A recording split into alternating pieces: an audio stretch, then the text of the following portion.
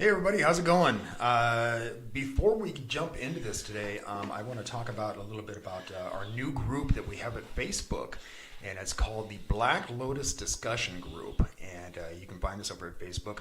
Let me give you the link here, if I can find it. Yeah, there it is.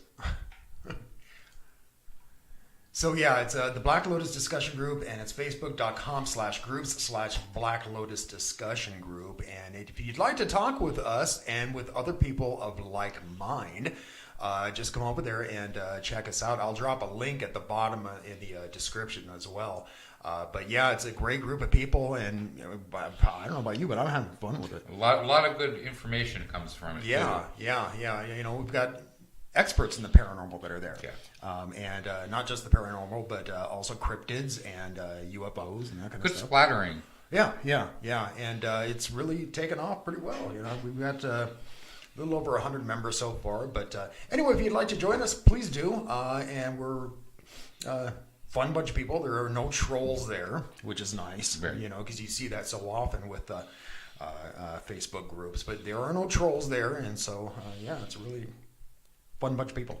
And on the other page, we're only one away from 300 people. Yeah, and that's our main Black Lotus page of Facebook. Yeah, but you know, one of the things I like about this group is that we don't take ourselves so seriously. Well, no. You know, I mean, Gotta have humor in life. you gotta have some fun. You know, so. But I notice that with a lot of those paranormal groups out there on Facebook, that you know they take themselves way too seriously. You know, And there's a lot of bullies and stuff, and we won't allow that on the page. Yeah, that's not allowed. But anyway, let's get on with this today. Oh, one more thing I want to mention. Ralph and I are probably going to be running a contest through that group here pretty soon, in conjunction with our YouTube channel. And we're going to be giving away a free Black Lotus mug right there. So, fun. So, come join. Anyway, so... I feel like I should have done my Vanna White there, you know. Yeah. So anyway, I'm not sure where we should start with this thing. The fact is that the Illuminati actually goes way back in human history, all the way back to the very first civilization, which was the Sumerians in Mesopotamia, which is now modern day Iraq, and. But they were known as the cradle of civilization because that's really where it all began. Everything began there. I mean, they created the wheel, the plow, levees and canals. I mean, a lot of the stuff we know is still modern day. They were the first recorded history.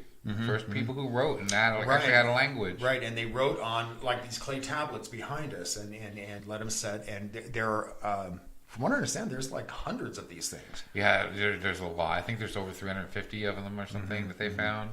Yeah, and so, but in any case, they claim through these clay tablets that they were given this knowledge and how to build civilization like this through beings that they called the Anunnaki, and the Anunnaki basically translates into those who came from the heavens and landed on the earth. Now, I think it's important to remember that they never referred to the Anunnaki as gods. No. So, I mean, and that's important because, I mean, that tells me that they weren't some made-up myth, that they actually these were beings that came from the stars. They're creators. And apparently they came from a planet that also revolves around our sun, but it's in a huge elliptical path, and it's called Nibiru. Yeah, and it only comes within a close distance to our Earth. To our solar system, like once every 3,600 years or something like that. And so, but anyway, apparently they're from there, and what they would do is they came here, and in trade for all this knowledge, I mean, keep in mind, I mean, you're talking about knowledge like language, mathematics, astrology, technology, beer. They even taught them how to make beer. 4 different types. Yeah, which shows that they taught them agriculture as well. And so you have to understand, I mean, you're talking about way before any kind of civilization was ever created, this suddenly happened. And I mean, over a period of time. Circa 2300 before Christ. Right. But I mean, it happened over a period of time, but it didn't take too long for all this to be developed. And in trade for this, they had, they took the humanoids that were there, and they injected their DNA into these humanoids, and that created the modern day human being, which may explain the whole missing link thing.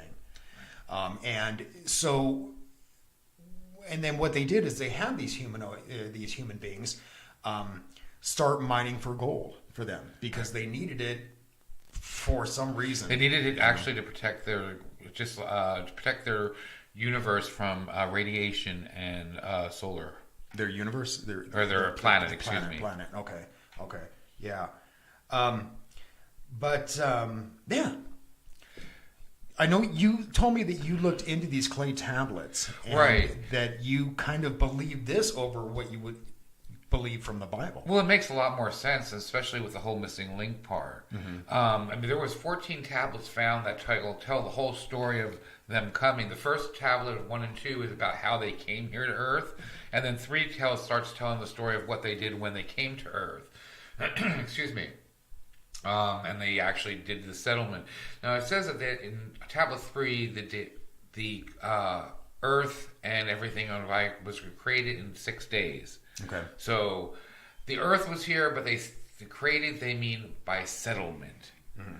So they settled it. They had the Neanderthals, like you said, and they actually messed with their DNA. Mm-hmm. And I want to show a depiction of that with the caduceus here.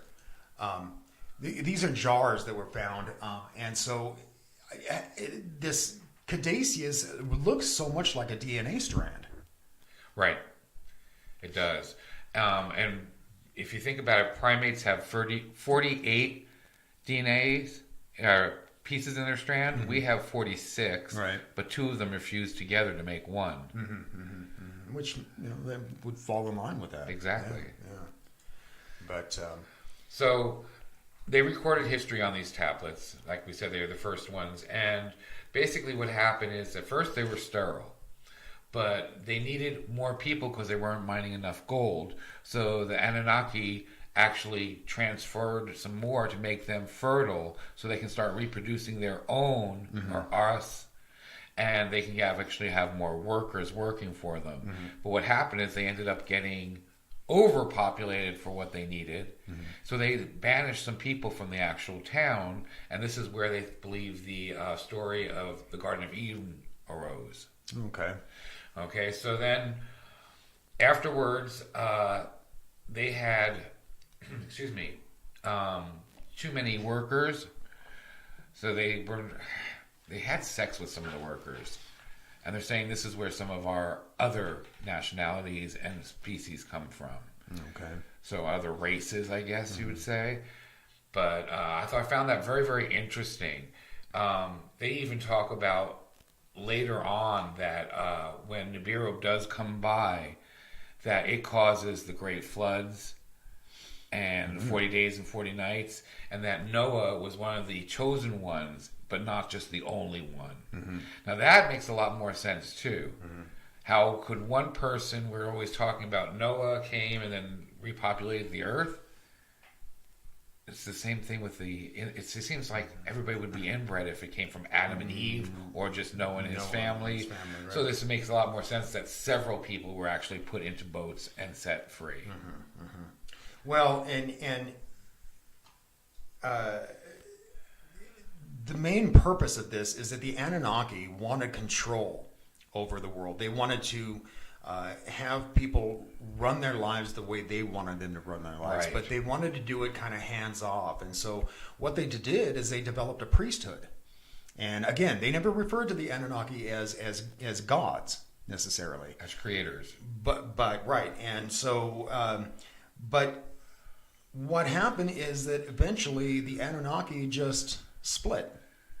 And there's a lot of people say that they went to Egypt and developed that race and that society, and they also went to They helped the Aztecs and the Mayans develop their civilizations.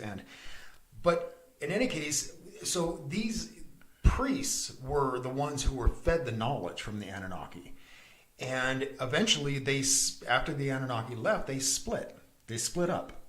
And so the Assassins and the Roshana and the Jewish Kabbalah, these are all people who were given this pieces of this knowledge. Right. They didn't all have the whole. None of them had the entirety of this knowledge, but they all had pieces of it. And so they all want to control over the world, basically. And so what you have then is you have people, these people developing religion, and then, they throw the money into it, And so what I'm getting at here is how the Illuminati actually came into existence. And the reason why is because these priesthoods kind of formed secret societies to keep the knowledge for themselves. Everybody wanted the power, but they wanted and you can't just freely give out this knowledge, Even one of the tablets that was found there where we were talking about was one of a pyramid with a all-seeing eye above it. Mm-hmm. What was really interesting about it was when they put blacklight on it, the eye shone much brighter, and there was also a map of the Orion's belt on it. Okay. So I found that really fascinating. So, speaking of that, I want to bring this up.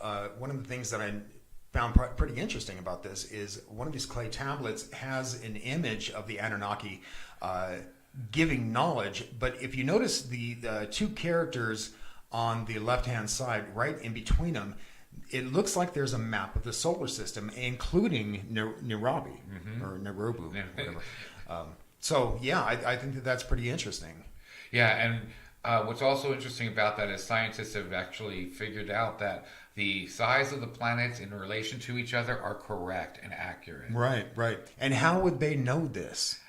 It's no way they could know this. This first civilization doesn't even know that they're really human or anything.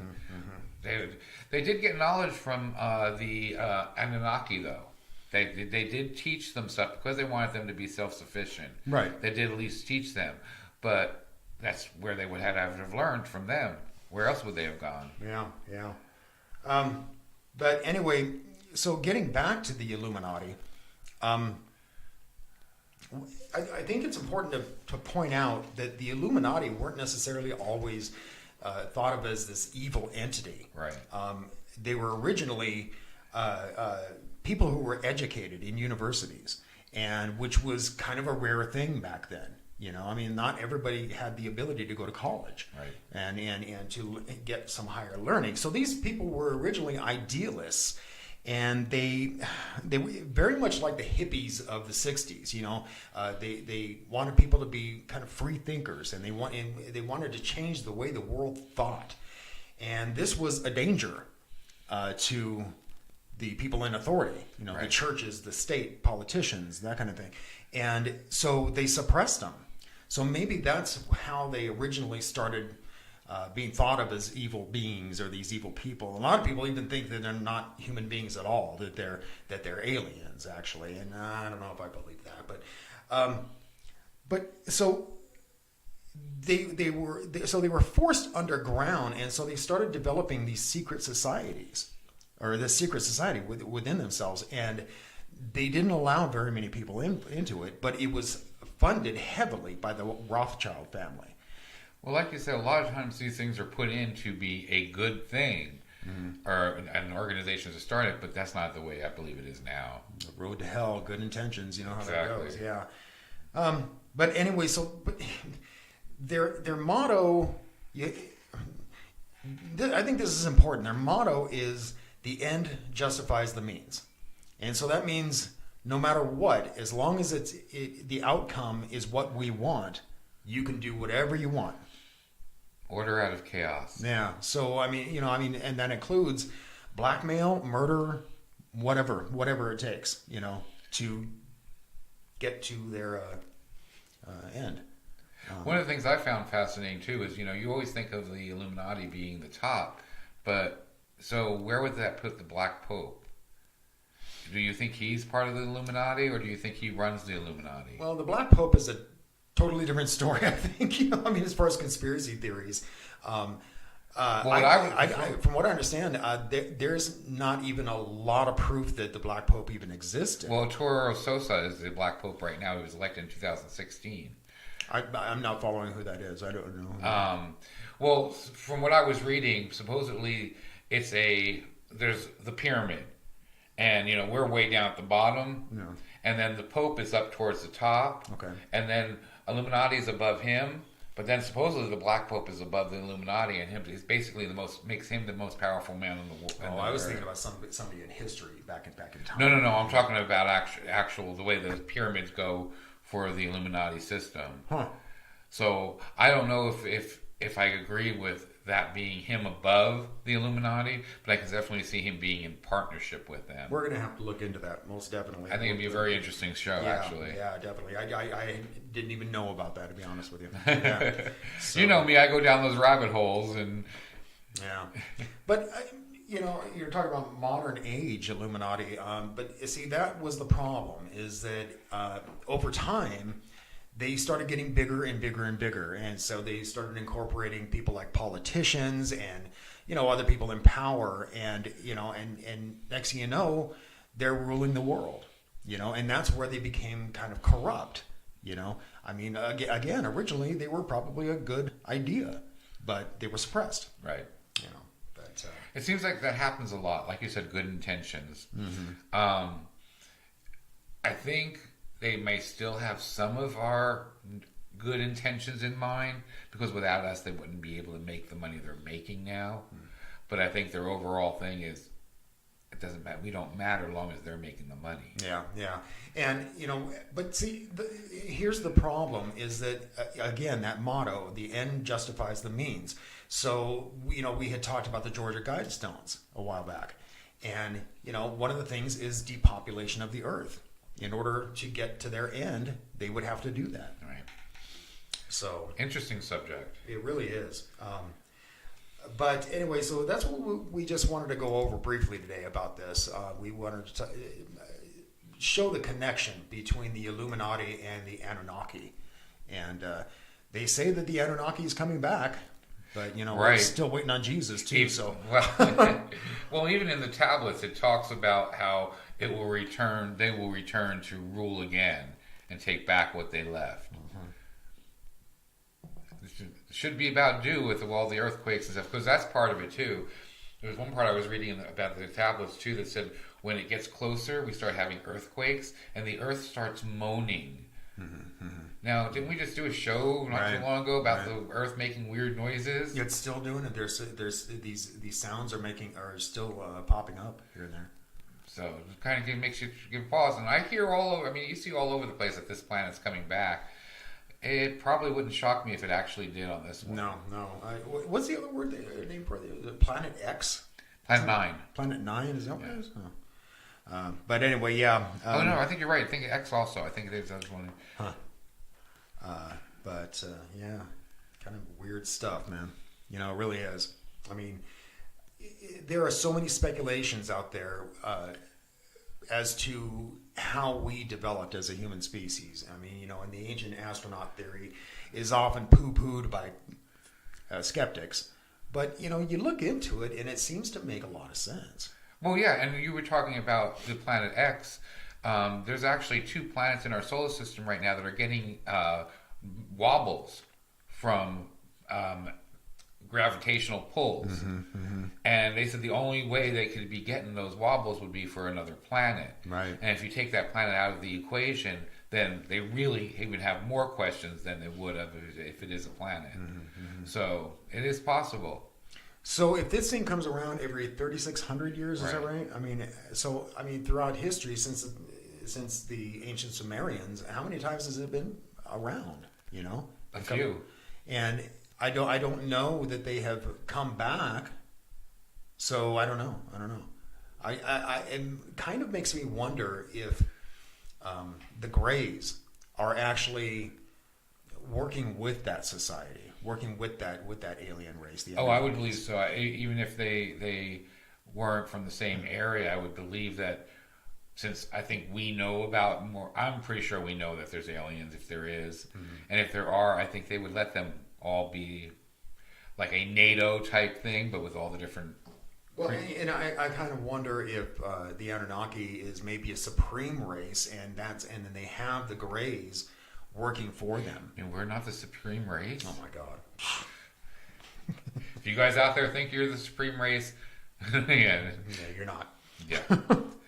But anyway, so that's all we really wanted to go over today, unless there was something else you wanted to bring up. We covered about everything I had anyway too. Yeah. But anyway, so again, check us out at Facebook, the Black Lotus discussion group. Again, I'm going to drop a link in the description, and just click on that and click join, and find a bunch of people. So anyway, until next time, keep thinking and question everything.